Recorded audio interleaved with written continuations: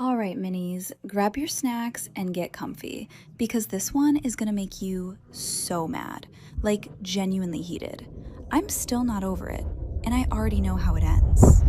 A guy at my daughter's school told me I should be grateful he's even interested in me because no real man wants a single mother. I've been a single mom for 4 years. My daughter Willa is 6. Her dad left before she was born, and I haven't heard from him since. I don't say that for sympathy. I say it because I need you to understand that I have done everything alone, and I am not desperate. I am not lonely. I am not waiting for someone to save me. I own a 2-bedroom townhouse that I bought by myself when Willa was 2. I work as a veterinary technician at an animal hospital 15 minutes from her school. I make good money. I have a retirement account. I drive a car I bought new off the lot 3 years ago, and I've never missed a payment. I pick Willa up from school every day at 3:15. I cook dinner every night. I help with homework. I read to her before bed. On weekends, we go to the park or the library, or we bake something messy in the kitchen. My life is full. My life is good. I am not missing anything. Then I met Roderick. Roderick has a son named Benji, who's in Willa's class. I'd seen him at drop-off a few times. He drives a loud truck and always parks in the fire lane, even though there are open spots 10 feet away. The first time he talked to me was at a school bake sale in October. He walked up while I was setting out the brownies I'd made and told me I looked too young to have a kid in first grade. I said thank you and went back to arranging the table. He stood there. He asked if Willa's dad was in the picture. I said no. He nodded like I'd just confirmed something he already knew. He said that must be tough doing it all alone. I told him I was fine. He said yeah, but it would be nice to have some help though, right? I didn't answer that. I smiled and walked away because I was at my daughter's school and I wasn't about to have that conversation next to a folding table full of Rice Krispie treats. The next week at pickup, Roderick found me again. He asked for my number. I told him I wasn't looking to date anyone right now. He said who said anything about dating and winked at me. I said no thank you and got in my car. That should have been the end. It was not the end. Roderick started showing up earlier to pick up so he'd be there when I arrived. He'd lean against his truck and wave me over. He'd make comments about how good I looked. He'd ask where I was going after this. He'd say things like, you deserve a night off and I know a great place. Every single time I said no. I said no politely. I said no firmly. I said no while smiling. I said no while not smiling. I said no 12 different ways across 3 weeks and Roderick heard none of them. Then he changed tactics. He started going through the kids. He told Benji to invite Willa on a play date. Willa came home begging me to let her go to Benji's house. I called the number on the class contact sheet to talk to Benji's mother about the details. Roderick answered. He said Benji's mom wasn't in the picture either. Then he said, see, we have a lot in common. I told him I'd think about the play date and hung up. I let Willa go because she wanted to play with her friend, and I wasn't going to punish my daughter because her friend's father couldn't take a hint. I dropped her off on Saturday morning. Roderick opened the door in a collared shirt and cologne. There were candles on the kitchen table. He had made brunch, 2 place settings. The kids were already in the backyard. He'd planned this. He'd used our 6-year-olds to set up a date I never agreed to. I told Willa to get her shoes. Roderick blocked the doorway. Not aggressively. He just stood there. He said, come on, just sit down and eat. He said I went through all this trouble. He said you're a single mom. It's not like guys are lining up. I looked at him. I asked him to repeat that last part. He did. He said it's not like guys are lining up. He said most men don't want to deal with another man's kid, and that I should appreciate that he was willing to. Willing to. Like my daughter was a burden he was graciously agreeing to tolerate. Like I was damaged goods on a clearance shelf, and he was the generous customer taking a chance. I called Willa inside. I picked up her jacket from the couch. Roderick said I was overreacting. He said he didn't mean it like that. He said I was too sensitive. I walked past him through the doorway without saying a word. I drove home. Willa asked why we left early. I told her something came up, but she could see Benji at school on Monday. The following week, Roderick approached me at pickup again. He acted like nothing had happened. He asked if I wanted to try again this weekend. I told him clearly and slowly that I was not interested, that I would never be interested, that he needed to stop asking. He got angry. He said I was stuck up. He said I thought I was better than him. Then he said the thing that made everything click. He said the problem with single moms is they think they still get to be picky. I let that sentence sit in the air. Then I walked into the school. I went straight to the front office. The woman at the desk was named Colleen. She had been working at that school for 11 years, and she knew every parent and every situation. I told her I needed to speak with the principal. She asked if everything was all right. I said no. She picked up the phone, and 2 minutes later I was sitting in the principal's office across from a woman named Dr. Whitfield. I told Dr. Whitfield everything. I started from the bake sale and went through every interaction, the repeated asks, the comments about my appearance, the question about Willa's dad within 30 seconds of our first conversation, the fake playdate, the candles and the brunch I didn't agree to, the doorway blocking, the line about guys not lining up, and the final comment at pickup about single moms not getting to be picky. I gave her dates where I could remember them. I told her the bake sale was October 14th. I told her the fake steak brunch was a Saturday in early November. I told her the final comment at pickup was November 19th because I wrote it down in my phone that night. I wrote it down because something told me I might need to remember the exact words and the exact day. Dr. Whitfield listened without interrupting. She took notes on a yellow legal pad. She filled 2 pages. When I finished, she set her pen down and said, "I'm going to ask you a direct question, and I need you to answer honestly. Do you feel safe at pickup?" I said I didn't feel unsafe, but I felt cornered. I told her there was a difference between a man who might hurt you and a man who won't leave you alone, and that both of those situations require someone to intervene. She nodded. She said she was going to review the school's code of conduct for parent behavior on campus, and that she would be reaching out to Roderick directly. She said in the meantime, if I wanted to, I could arrange to pick Willa up from a side entrance to avoid contact. I told her I would not be using a side entrance. I said I have been picking my daughter up from the front door of this school since she was in pre-K, and I am not going to rearrange my routine because a man cannot hear the word no. Dr. Whitfield looked at me for a second and then said, "Good. I want that on the record." I left her office and drove home. 2 days later, I got a call from Colleen at the front desk. She said Dr. Whitfield had met with Roderick that morning. She said Roderick was told that his behavior toward another parent on school property had been reported and documented. He was told that any further unwanted contact would be considered harassment and could result in a formal complaint to the school board and potentially to local law enforcement. Colleen said Roderick did not take it well. He raised his voice. He said this was ridiculous. He said he was just being friendly and that I was blowing things out of proportion. He said he was a single father too, and that he was just trying to connect with someone who understood his situation. He said the school had no right to police how parents interacted in a parking lot. Dr. Whitfield told him that 12 documented instances of a parent pursuing another parent after being told no was not friendly. It was a pattern. She told him the school absolutely had the right and the obligation to ensure every parent felt safe on campus. She told him that if he wanted to dispute the documentation, he was welcome to review it with the school board. Roderick stood up so fast his chair scraped across the floor. He pointed at Dr. Whitfield and said, "This is what happens when women run things." Then he stormed out. He slammed the office door hard enough that Colleen felt it at the front desk. Dr. Whitfield added his comment about women running things to the file. Colleen told me that part specifically. She said she wanted me to know the kind of man I was dealing with in case I had any doubts. That afternoon at pickup, I parked in my usual spot. I got out of my car. I stood by the entrance like I always did. Roderick was across the lot leaning against his truck. He stared at me. He didn't come over. He didn't wave. He just stared with his arms crossed and his jaw tight like I had taken something from him, like my refusal to be flattered by his attention had cost him something he was owed. I didn't look away. I didn't flinch. I didn't adjust my position or angle my body toward the door or do any of the small unconscious things women do when a man is watching them and they want to seem smaller. I stood exactly where I was and I looked right back at him until Willa came through the door and grabbed my hand. We went home. I made spaghetti. We watched a movie. I put her to bed. Then I sat at the kitchen table and wrote down everything that had happened since October in a notebook. Dates, quotes, locations. I wrote it all down because I wanted a record that existed outside of my memory. I wanted something on paper in case the school ever needed it again. The next morning at drop-off, 2 other moms approached me in the parking lot. One was named Greta and the other was named Inez. Greta said she heard what happened with Roderick. I asked how she knew. She said Roderick had been complaining about me to anyone who would listen in the parent pickup line. He told people I got him called into the principal's office like a child. He told people I was dramatic and couldn't take a compliment. He told people he was just trying to be nice and that I was punishing him for showing interest. He told one dad that women like me were the reason good men stopped trying. He said that in a school parking lot in front of other parents while waiting to pick up his 6-year-old son. That's who Roderick was. A man who could stand 50 feet from a building full of children and say women like me out loud without hearing how it sounded. Greta said she wanted me to know that Roderick had done the same thing to her the previous year. She said he had asked her out repeatedly at school events. She said he made comments about her body within earshot of other parents. She said at a fall festival he stood behind her in the food line and told her she must work out because she didn't look like a woman with 3 kids. She said he found her email through the school directory and sent her a message that said just 2 single parents grabbing dinner. What's the harm? She told him she was married. He said that's a shame. She said he told her she should feel flattered because most guys wouldn't look twice at a woman with 3 kids. 3 kids. That was Greta's version of my line about guys not lining up. Same playbook, same entitlement, same belief that a woman with children should be grateful for his attention. Greta said she didn't report it because she didn't want the drama. She said she just started sending her husband to do pickups for a while until Roderick lost interest. She said her husband wanted to confront Roderick directly, but she talked him out of it because she didn't want a scene at her children's school. She said she regretted that decision every time she saw Roderick in the parking lot talking to another woman. Inez said Roderick had also approached her at a school fundraiser the year before that. She said it was less aggressive, but that he had made a comment about her being a young widow and how that must be hard, and that he knew how to make it easier. He said it with a smile like he was offering to carry her groceries. Inez said she shut it down quickly, but that the comment stayed with her for weeks. She said she felt like he had scanned the room and identified her as the most vulnerable person in it. She said that's what it felt like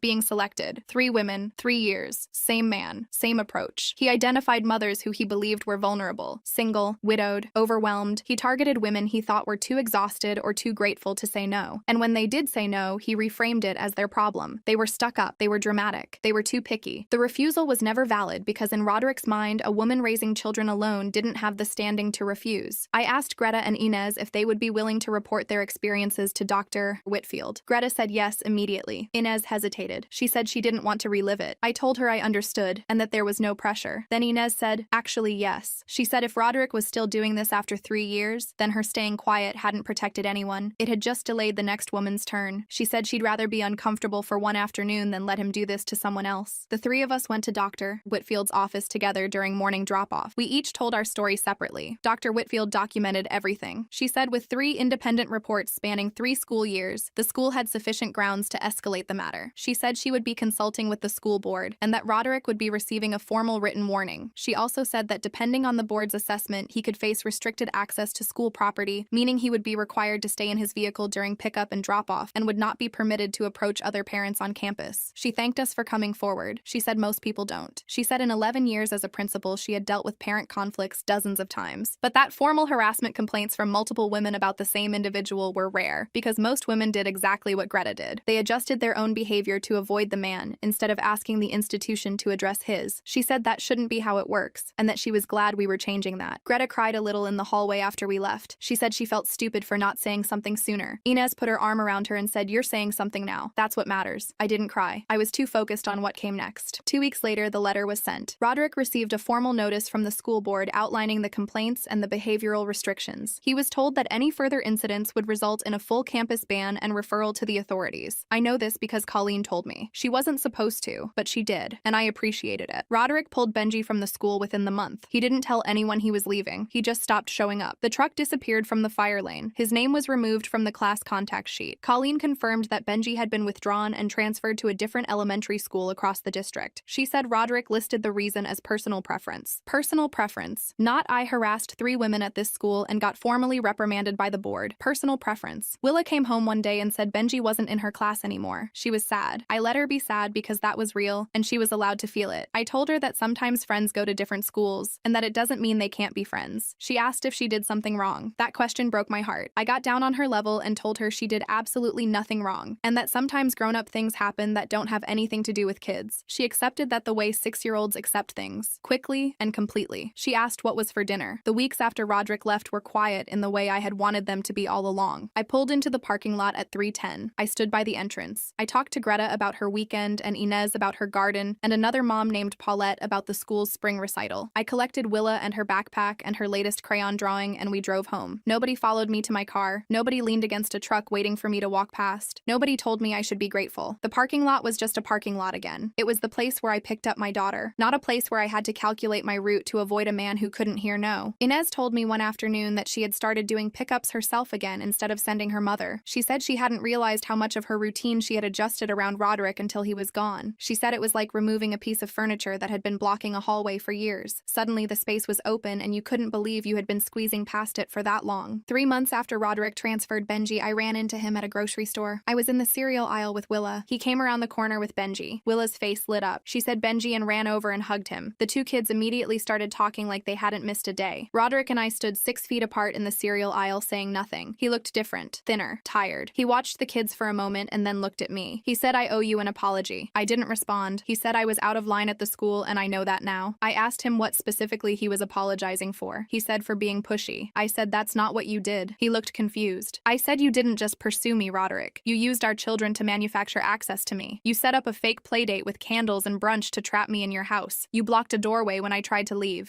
You told me I should be grateful for your attention because no one else would want me. You said single mothers don't get to be picky. You did the same thing to at least 2 other women at that school over 3 years. You told one of them she should feel flattered that you noticed her. You told another one you could make things easier for her like she was a project you were volunteering for. And when the school held you accountable, you told the principal this is what happens when women run things. That's not being pushy. That's a pattern. And the only reason you're standing in this cereal aisle apologizing is because there were consequences. Not because you woke up one morning and realized you were wrong. He didn't say anything for a while. Benji tugged on his sleeve and asked if he could get a cereal with marshmallows. Roderick looked down at his son and said, "Yeah, buddy, pick one out." Then he looked back at me and said, "I'm sorry." I said, "Okay." I didn't say I forgive you because I didn't. I said, "Okay," because it was the most honest thing I could offer. The word sat between us like a receipt. Acknowledgement of the transaction, but nothing more. No warmth behind it, no door opening. Willa hugged Benji one more time and we finished our shopping and went home. I unpacked the groceries while Willa sat at the table drawing. She asked me if Benji's dad was nice. I said he's trying to be. She said he seemed sad. I looked at her. 6 years old and she could read a grown man's face better than he could read a room. I said sometimes people are sad because of choices they made. She said that's like when I break a crayon and then I'm sad. I said yes, baby. Exactly like that. That night after Willa went to bed, I sat on the couch with a glass of water and thought about what Roderick said at that fake brunch months ago. He said it's not like guys are lining up. I've turned that sentence over in my head more times than I should have. Not because it hurt, but because he believed it. He genuinely believed that a woman raising a child alone was operating from a deficit, that I was walking through life with a hole in my resume, and that any man willing to overlook it deserved a medal. He saw my daughter as a liability, and my independence as a phase I'd eventually grow out of once I realized how hard it was. He was wrong about all of it. The hard part was never being alone. The hard part was people like Roderick assuming that alone meant incomplete. I built this life on purpose. Every piece of it was chosen. The townhouse, the job, the schedule, the Saturday mornings with flour on the counter and Willa standing on a step stool cracking eggs into a bowl. None of that happened by accident. None of it happened because I was waiting for someone to show up and make it real. It was already real. He was right about one thing though. Guys are not lining up because I never opened a line. I never put out a sign. I never stood at a window looking for someone to show up and complete the picture. The picture was already complete. It's me and Willa and a townhouse with a paid mortgage and a kitchen that smells like banana bread on Saturday mornings. That's the whole picture. It doesn't need a man leaning against a truck in a fire lane to make it count. Greta texted me last week. She said a new dad at the school had started making comments to one of the younger moms during drop-off. She said the mom looked uncomfortable. She asked me what I thought she should do. I told her to walk over and introduce herself. I said sometimes the thing a woman needs most when a man won't stop talking is another woman standing next to her. Not saying anything, not confronting anyone, just standing there so she knows she's not alone in it. Greta said she'd handle it on Monday. I didn't hear anything else about it, so I assume she did.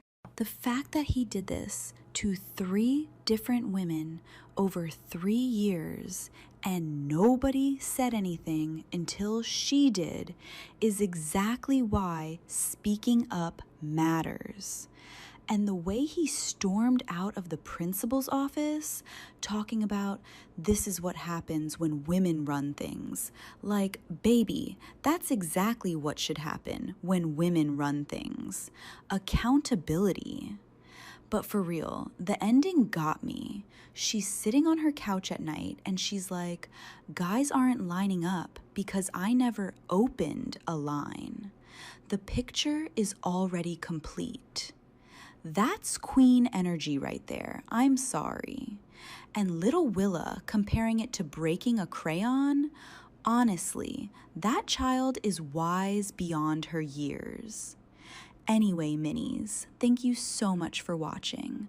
I hope you have a wonderful day or night wherever you are, and I will see you in the next one.